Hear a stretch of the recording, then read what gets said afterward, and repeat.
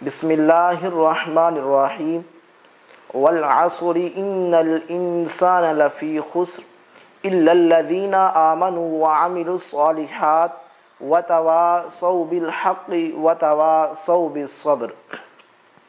آج کی ہماری گفتگو کا عنوان ہے مومن کا مقصد حیات۔ کچھ مقاصد اور اہداف آج انسانی سوچ نے وضع کر لیے ہیں اور اس کو معیار بنا لیا ہے کہ فلاں شخص کامیاب ہے، فلاں شخص ناکام ہے، لیکن کچھ وہ معیار ہیں جو ہمارے خالق نے ہمیں عطا فرمائے ہیں اور ہم بحیثیت مومن اس معیار کو سب سے بڑا معیار سمجھتے ہیں جو پروردگار نے ہمیں عطا فرمایا ہے۔ رب العالمین نے قرآن پاک میں ارشاد فرمایا والعصر ان الانسان لفی خسر، اس زمانہ محبوب کی قسم کہ بے شک تمام انسان خسارے میں ہے اور نقصان میں ہے، الا الذین آمنوا وعملوا الصالحات، مگر کچھ لوگ ہیں جن کو اللہ رب العزت نے خسارے سے نکالا ہے۔ وہ کون سے ہیں؟ الا الذین آمنوا، ایمان والے خسارے میں نہیں ہیں، وعملوا الصالحات، اور صالح عمل کرنے والے جو ہیں وہ خسارے میں نہیں ہیں۔ آگے میرے رب نے فرمایا وتواصوا بالحق، ایک دوسرے کو حق کی تاکید کرنے والے خسارے میں نہیں ہے۔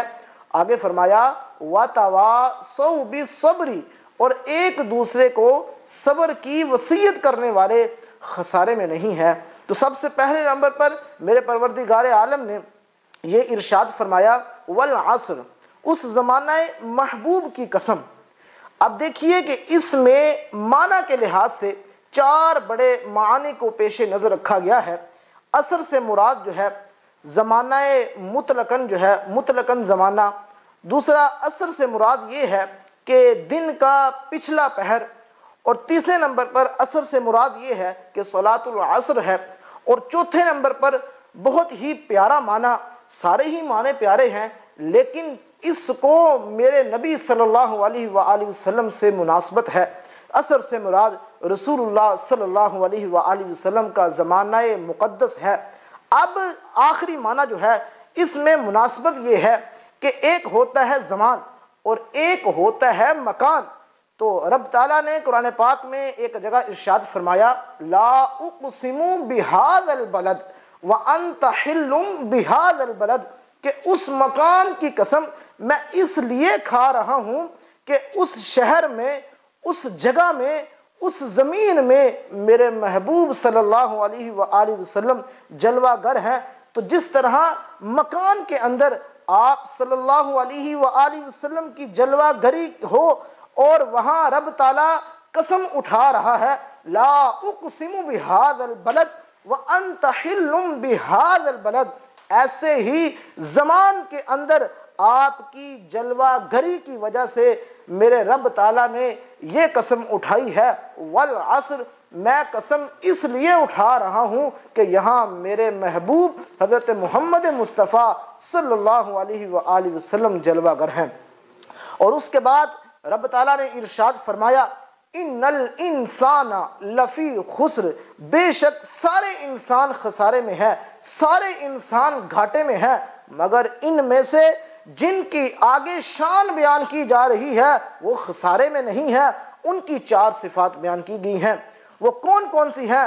جو چاروں صفات سے متصف ہو جاتے ہیں، جو چاروں صفات سے متصف ہو جاتے ہیں، چاروں پھولوں کی خوشبو جن کے سیرت سے آ رہی ہوتی ہے، چاروں پھولوں کا گلدستہ جن کے کردار میں موجود ہوتا ہے، رب تعالیٰ ارشاد فرماتا ہے میں نے ان کو خسارے والے انسانوں کی جھنڈ سے نکال کر ان کو صالحین والے درجے میں رکھ دیا ہے۔ دنیا میں بھی ان کے چہرے پر اجالے ہوں گے اور قیامت میں بھی ان کی آنکھیں چمک رہی ہوں گی۔ اس مقام پر اللہ رب العزت نے سب سے پہلے اس بات کا ذکر فرمایا ہے کہ وہ کون سی بات ہے۔ سب سے پہلے نمبر پر اللہ رب العزت نے جس بات کا ذکر فرمایا ہے وہ ایمان ہے۔ اگر ایمان موجود ہے تو پھر اعمال کا فائدہ ہے، اگر ایمان موجود نہیں ہے تو پھر اعمال کا فائدہ نہیں ہے۔ تو سب سے پہلے نمبر پر رب تعالیٰ نے ارشاد فرمایا اِلَّا الَّذِينَ آمَنُوا، نقصان پانے والے لوگوں سے جدا ان کو کر رہا ہوں اور ان کو نقصان سے بری کر رہا ہوں کہ جو ایمان لے آئے، جن کے دل نور ایمان سے چمک اٹھے، جن کے دلوں میں ایمان کی تجلی روشن ہے، یہ وہ لوگ ہیں جن کو خسارہ نہیں بلکہ اللہ تعالیٰ کی رحمت کا نظارہ ہے۔ اللہ رب العزت نے ایمان والوں کو بڑی عظمتوں اور رفعتوں سے نوازا ہے۔ قرآن پاک میں جہاں رب العالمین نے اپنا ذکر فرمایا ہے، اپنے پیارے محبوب حضرت محمد مصطفیٰ صلی اللہ علیہ وآلہ وسلم کا ذکر فرمایا ہے، ساتھ ہی ایمان والوں کا بھی ذکر فرمایا ہے۔ کچھ مثالیں آپ کے سامنے پیش کروں گا۔ پہلی جگہ رب العالمین نے ارشاد فرمایا وَقُلِ اعْمَلُوا فَسَيَرَى اللَّهُ عَمَلَكُمْ وَرَسُولُهُ وَالْمُؤْمِنُونَ، اے محبوب فرما دیجئے کہ اے لوگو تم عمل کرو، تمہارے عمل کو اللہ بھی دیکھ رہا ہے، تمہارے عمل کو اللہ تعالیٰ کے پیارے محبوب حضرت محمد مصطفیٰ صلی اللہ علیہ وآلہ وسلم بھی دیکھ رہے ہیں، اور تمہارے عمل کو ایمان والے بھی دیکھ رہے ہیں۔ دوسری جگہ رب تعالیٰ نے ارشاد فرمایا انما ولیکم اللہ ورسولہ والذین آمنوا، بے شک تمہارا ولی اللہ بھی ہے، تمہارا ولی نبی صلی اللہ علیہ وآلہ وسلم بھی ہے، اور تمہارا ولی اللہ تعالیٰ کے امام پیارے محبوب حضرت محمد مصطفیٰ صلی اللہ علیہ وآلہ وسلم کے غلام ایمان والے بھی ہیں۔ اب ولی کا جو معنی بھی لوگے عظمت نکھر کے آئے گی۔ ولی بمعنی ناصر لے لو، ولی بمعنی مددگار لے لو، ولی بمعنی قریبی لے لو، ولی بمعنی نگران لے لو، ولی بمعنی درست لے لو، ولی بمعنی محبوب لے لو، محب لے لو، جس لحاظ سے بھی دیکھو گے ایک چمکتا ہوا معنی آپ کو سمجھ آئے گا۔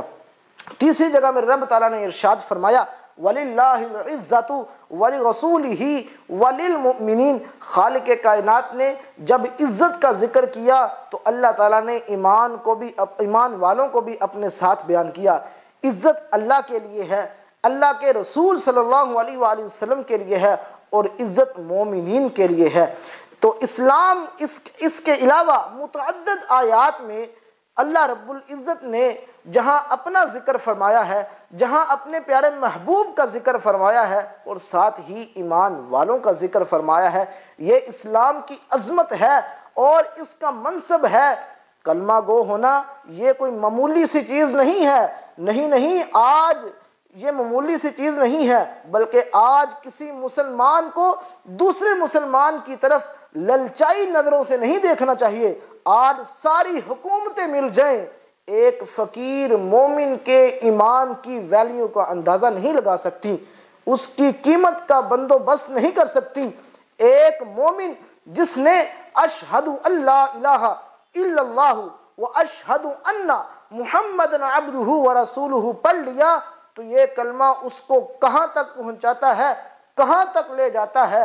آؤ ہم حدیث بیان کرتے ہیں کہ حضرت محمد مصطفیٰ صلی اللہ علیہ وآلہ وسلم نے ارشاد فرمایا ان اللہ سیخلص رجلا من امتی علی رؤوس الخلائق، حشر کا دن ہوگا، کروڑوں انسان ہوں گے، بہت بڑے سٹیج پر میرا ایک امتی اللہ تعالیٰ کے دربار میں پیش ہو جائے گا، اس کا فیصلہ ہونا شروع ہو جائے گا، ساری انسانیت دیکھ رہی ہوگی کہ اس کے ساتھ کیا بنتا ہے۔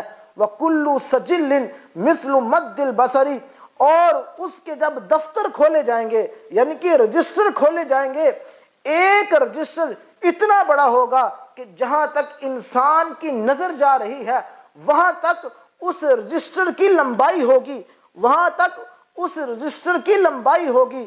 تو میرے محبوب صلی اللہ علیہ وآلہ وسلم ارشاد فرماتے ہیں کہ اس بندے کے 99 رجسٹر ہوں گے، تمام کے تمام رجسٹر 99 رجسٹر جو ہیں وہ گناہوں سے بھرے ہوں گے۔ اللہ رب العزت ارشاد فرمائے گا اے میرے بندے جو 99 رجسٹر ہے جس میں آپ کے گناہ لکھے ہوئے ہیں، کیا میرے فرشتوں نے آپ کے ساتھ ظلم تو نہیں کیا؟ کیا تو اس چیزوں ان میں سے کسی بات کا انکار کرتا ہے کہ آپ نے وہ کام نہیں کیا لیکن میرے کرامن کاتبین نے لکھ لیا ہے؟ کیا آپ ان میں سے کسی چیز کا انکار کرتے ہو؟ کیونکہ آج کسی سے ظلم نہیں ہوگا۔ اگر آپ کہتے ہو کہ میرے کرامن کاتبین نے آپ پر ظلم کیا ہے، جان بوجھ کر لکھ دیا ہے، تو آپ مجھے بتا دیں۔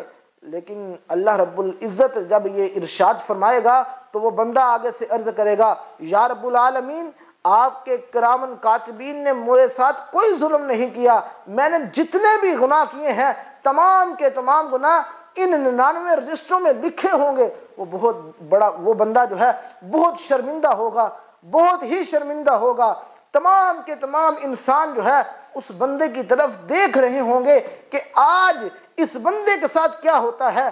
تو میرے محبوب صلی اللہ علیہ وآلہ وسلم ارشاد فرماتے ہیں کہ اللہ رب العزت ارشاد فرمائے گا، اے میرے بندے پریشان نہ ہو، آپ کا ایک پرزہ، آپ کا ایک کارڈ جس کو عربی میں بطاقہ کہتے ہیں، وہ بطاقہ، وہ کارڈ، وہ پرزہ ایک میرے پاس ہے جہاں لکھا ہوا ہے اشہد واللہ الہ الا اللہ واشہد ان محمدن عبدہ ورسولہ۔ آپ نے گناہ کیے ہیں، آپ نے نیک عمل نہیں کیا، تو نیک عمل آپ نے نہیں کیے تو آج آپ نے جو بھی گناہ کیے تھے وہ تمام کے تمام گناہ اس میں لکھے ہوئے ہیں، لیکن آپ نے ایک اچھا کام کیا تھا، وہ یہ تھا کہ آپ نے کلمہ پڑھا تھا، اشہد واللہ الہ الا اللہ واشہد ان محمدن عبدہ ورسولہ۔ خاتم النبیین حضرت محمد مصطفیٰ صلی اللہ علیہ وآلہ وسلم پر آپ ایمان لے کر آئے تھے۔ وہ پرزہ، وہ کارڈ، وہ بطاقہ میرے پاس محفوظ ہے، میرے پاس موجود ہے۔ آپ نے پریشان نہیں ہونا۔ چلو آپ کے گناہ تولتے ہیں، ایک طرف ان کے 99 رجسٹروں کو رکھا جائے گا، دوسری طرف اس پرزے کو رکھا جائے گا۔ جب وہ پرزہ رکھا جائے گا تو رب العالمین اس بندے کو کہے گا، جا اے میرے بندے، تو اس ترازو کے پاس جا۔ اب ایک طرف آپ کے پرزے کو رکھتے ہیں، ایک طرف آپ کے 99 رجسٹروں کو رکھتے ہیں۔ وہ سارے کے سارے رجسٹر جو ہیں ایک طرف رکھے جائیں گے، دوسرے جو کاغذ پرزہ جو ہے، کارڈ جو ہے، بطاقہ جو ہے، دوسرے طرف رکھا جائے گا۔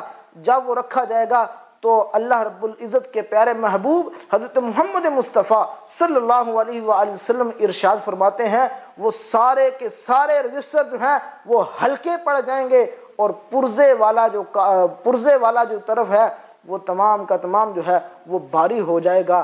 تو لہٰذا یہ جو کلمہ ہے ہمیں میسر ہے، اس کو پڑھنے کے بعد اب اس کے تقاضے میں پورے کرنے چاہیے، کیونکہ اللہ رب العزت نے ہمیں جو ایمان کی دولت سے سرفراز فرمایا ہے، اللہ رب العزت نے جو ہمیں آپ صلی اللہ علیہ وآلہ وسلم کی امت میں پیدا فرمایا ہے، یہ رب العالمین کا ہم پر بہت بڑا احسان ہے، بہت بڑا کرم ہے۔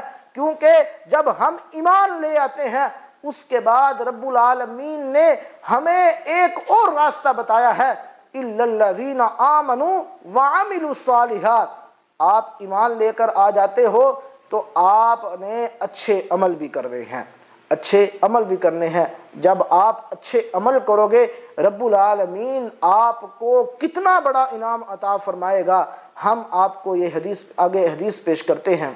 لہٰذا یہ جو کلمہ ہمیں میسر ہے اس کو پڑھ کے پھر اس کے تقاضے پورے کرنے کا سوچنا چاہیے۔ اب ایمان والے مرحلے سے جس وقت انسان آگے گزرتا ہے تو چونکہ اگر ایمان کے ساتھ عمل نہیں ہے تو یہ رب کی شان ہے تو معاف کر دے۔ اگر قانون کے مطابق دیکھا جائے تو جس بندے نے نیک اعمال نہیں کیے اس بندے کو جہنم والے راستے سے گزر کر جنت میں جانا ہے، لیکن جس نے کلمہ نہیں پڑھا وہ دائمی جہنمی ہے۔ لیکن جس نے کلمہ پڑھ لیا ہے، اس نے نیک عمل نہیں کیے، وہ اللہ رب العزت اگر اپنی شان سے، اپنے فضل سے اس کو معاف فرما دے تو یہ اللہ رب العزت کا احسان ہے، یہ اللہ رب العزت کا فضل ہے۔ لیکن اللہ رب العزت اس کو معاف بھی کر سکتا ہے، اس کو جہنم بھیج سکتا ہے، یہ رب العالمین کا اختیار ہے۔ تو جس نے کلمہ نہیں پڑھا وہ دائمی جہنم میں جائے گا۔ اب اللہ رب العزت نے ایمان والوں کی، اللہ رب العزت کے پیارے محبوب حضرت محمد مصطفیٰ صلی اللہ علیہ وآلہ وسلم نے ایمان والوں کی فضیلت بیان فرمائی ہے کہ جس نے کلمہ پڑھا اشہد ان لا الہ الا اللہ و اشہد ان محمد عبدہ و رسولہ، اب جس نے کلمہ پڑھ لیا اب اللہ رب العزت اس کو اکیلا نہیں چھوڑے گا بلکہ اپنے فضل کے ساتھ اس کو جنت میں داخل فرما دے گا۔ اب جس نے نیک عمل کیے اللہ رب العزت اس کو کتنا بڑا عظمتوں والا اللہ رب العزت مقام عطا فرمائے گا۔ تو اللہ رب العزت کے پیارے محبوب حضرت محمد مصطفیٰ صلی اللہ علیہ وآلہ وسلم نے ارشاد فرمایا کہ جس وقت انسان کو قبر کے اندر رکھا جائے گا، کہ جس وقت انسان عالم شہادت سے عالم قبر کی طرف منتقل ہو جائے گا، من ربک من دینک ما کنت تقول فی ھذا الرجل، اس بندے سے یہ 3 سوالات بھی ہو جائیں گے۔ جب یہ 3 سوالات ہو جائیں گے تو اس کے بعد ایک شخص آئے گا، نہایت ہی خوبصورت ہوگا، چہرہ اس کا خوبصورت ہوگا اور اس کے کپڑے بھی ہیں وہ خوبصورت ہوں گے اور اچھی خوشبو والا وہ بندہ آئے گا، اور قبر والا دیکھ کر تعجب کرے گا اور کہے گا من انتا، تم کون ہو؟ میں تجھے نہیں جانتا، مجھ سے 3 سوالات ہو چکے ہیں، من ربکا من دینکا ما کنت تقول فی ھذا الرجل، اب آپ کون ہو، تم کون سی ہستی ہو، میں تو آپ کو نہیں جانتا۔ وہ بندہ آگے سے کہے گا میں تیرا نیک عمل ہوں، میں تیری نیکی ہوں، تو دنیا میں رہ کر نیک اعمال کرتا رہا ہے، تو دنیا میں رہ کر پرہیزگاری اختیار کرتا رہا ہے، تو دنیا میں رہ کر تقوی کرتا رہا ہے، تم دنیا میں رہ کر راتوں کو جاگتا رہا ہے، تم دنیا میں رہ کر صدقہ خیرات کرتا رہا ہے، تم دنیا میں رہ کر جہاد کرتا رہا ہے، نماز پڑھتا رہا ہے، روزے رکھتا رہا ہے۔ اب میں وہ ہوں کہ نیک عمل ہوں کہ انسانی شکل میں آپ کی مدد کے لیے آیا ہوں۔ اللہ رب العزت اس بندے کو بھیجے گا کہ اگر آپ کو کوئی پریشانی ہو تو میں آپ کی مدد کے لیے آیا ہوں۔ اللہ رب العزت نے ایمان والوں کو کتنا بڑا مرتبہ عطا فرمایا کہ پہلے جب انسان ایمان لے کر آتا ہے نیک عمل نہیں کرتا، اللہ رب العزت پھر بھی اپنے فضل سے اس کو جنت عطا فرماتا ہے۔ نیک عمل کر لیتا ہے رب العالمین اس کی مدد کے لیے قبر میں ایک انسان بھیج دیتا ہے، وہ انسان نیک عمل ہوتا ہے، انسانی شکل میں آ کر اس کی مدد کے لیے آ جاتا ہے۔ اللہ رب العزت نے کتنا بڑا احسان عطا فرمایا ہے ہمیں۔ 3 نمبر پر رب العالمین نے ارشاد فرمایا وَتَوَاصَوْا بِالْحَقِّ، ایک دوسرے کو حق کی تاکید کرتے رہے، وَتَوَاصَوْا بِالصَّبْرِ، 4 نمبر پر میرے محبوب پر قرآن پاک جو اترا ہے وہاں رب العالمین نے ارشاد فرمایا ہے وَتَوَاصَوْا بِالصَّبْرِ، ایک دوسرے کو صبر کی وصیت کرتے رہے ہیں، وہ بندے خسارے میں نہیں ہیں۔ یہ ہے مومن کا مقصد حیات کہ وہ کون سا ہے؟ ایمان لے کر آئے، نیک عمل کرے، نیک عمل کے بعد ایک دوسرے کو حق کی تاکید کرے، ایک دوسرے کو صبر کی وصیت کرے۔ رب العالمین ارشاد فرما رہا ہے میں اس بندوں کو خسارے والے جھنڈ سے نکال کر ایمان والے عمل میں، ایمان والوں میں داخل کر دیتا ہوں، ایمان والے درجے میں داخل کر دیتا ہوں۔ آج اللہ رب العزت نے ہمیں زندگی عطا فرمائی ہے، آج اللہ رب العزت نے ہمیں حیاتی عطا فرمائی ہے، آج اللہ رب العزت نے ہمیں اپنے پیارے محبوب حضرت محمد مصطفیٰ صلی اللہ علیہ وآلہ وسلم کی امت میں پیدا فرمایا ہے۔ یہ رب العالمین کا بہت بڑا احسان ہے۔ آج اللہ رب العزت نے ہمیں ایمان والی دولت نصیب فرمائی ہے۔ مومن کو اپنا مقصد حیات سے مراد یہ ہے کہ زندگی میں جو ہمارا مقصد ہے آنے کا، اس مقصد کو پہچاننا چاہیے، اس مقصد کو سمجھنا چاہیے، نہ کہ ہم دنیا میں لگے رہیں۔ دین کی بھی کوئی حیثیت ہے، اگر ہم نے دین کو چھوڑ دیا، دنیا میں لگ گئے تو ہماری دنیا تو ٹھیک ہو جائے گی لیکن ہماری قبر جو ہے وہ خراب ہو جائے گی۔ ہم نے قبر کو بھی روشن کرنا ہے اس دنیا میں رہ کر، ہم نے محشر کو بھی روشن کرنا ہے اس دنیا میں رہ کر، کیونکہ ہمارا مقصد پیسہ کمانا نہیں ہے، ہمارا مقصد کسی کے ساتھ یعنی کہ بہت بڑی بڑی بلڈنگیں بنانا نہیں ہے، ہمارا مقصد بہت بڑی بڑی کالونیاں بنانا نہیں ہے۔ ہمارا مقصد کیا ہے کہ ہم نے اس دنیا میں رہ کر حلال رزق کما کر اپنی زندگی بسر کرنی ہے اور جو رب العالمین کے ہم پر احسان ہے، یعنی کہ جو تقاضے ہیں دین کے، ان تقاضوں کو پورا کرنا ہے۔ آج اللہ رب العزت نے ہمیں زندگی عطا فرمائی ہے، اس مقصد کو پہچانیے، اس مقصد کو سمجھیے، کیونکہ جب انسان کو قبر میں رکھا جاتا ہے، عالم شہادت سے عالم قبر کی طرف منتقل ہوتا ہے، یہ مت سمجھیے کہ وہ انسان ختم ہو جاتا ہے، اس کا جو کانٹیکٹ ہے وہ تمام کے تمام کانٹیکٹ ختم ہو جاتے ہیں۔ نہیں، بلکہ کانٹیکٹ جو ہے اس وقت شروع ہوتے ہیں کہ اللہ رب العزت نے ہمیں پیدا فرمایا ہے۔ اب اللہ رب العزت ہمیں سب سے پہلے نمبر پر اللہ رب العزت عالم قبر، یعنی کہ قبر والا جو ہمارا جہان ہے، ہم نے اس دنیا میں رہ کر ہم نے اس کو روشن کرنا ہے۔ اور سب سے پہلے نمبر پر جو ہمارا امتحان ہے وہ کون سا ہے؟ قبر والا امتحان ہے۔ قبر کا امتحان اتنا مشکل نہیں ہے، لیکن ان کے لیے مشکل ہے کہ جنہوں نے دنیا میں رہ کر دین کا نہیں بلکہ دنیا کا سوچا ہوگا۔ اگر ہم نے دنیا میں رہ کر دین پر عمل کیا ہوگا، رب العالمین ہماری قبر کو روشن فرما دے گا۔ قبر کے جو سوالات ہیں، قبر کے اندر جو آسانیاں ہوں گی، وہ کیسے ہوں گی؟ وہ اس طرح ہوں گی کہ من ربک، من دینک، ما کنت تقول فی ھذا الرجل۔ ان 3 سوالات کو حل کر لیجئے۔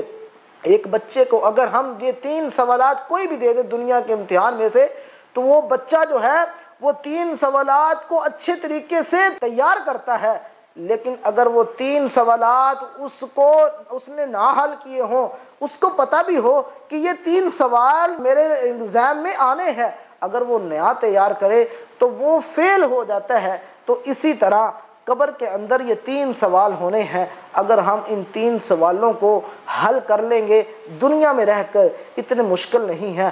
اللہ کو ایک ماننا ہے، رسول اللہ صلی اللہ علیہ وآلہ وسلم کو خاتم النبیین ماننا ہے، اول النبیین ماننا ہے، اور من دین کا دین پر چلنا ہے۔ ہمارے یہ 3 سوال حل ہو جائیں گے۔ رب العالمین سے دعا کرتے ہیں اللہ رب العزت ہمیں اس پر عمل کرنے کی توفیق عطا فرمائے۔ وما علیہ الا البلاغ المبین۔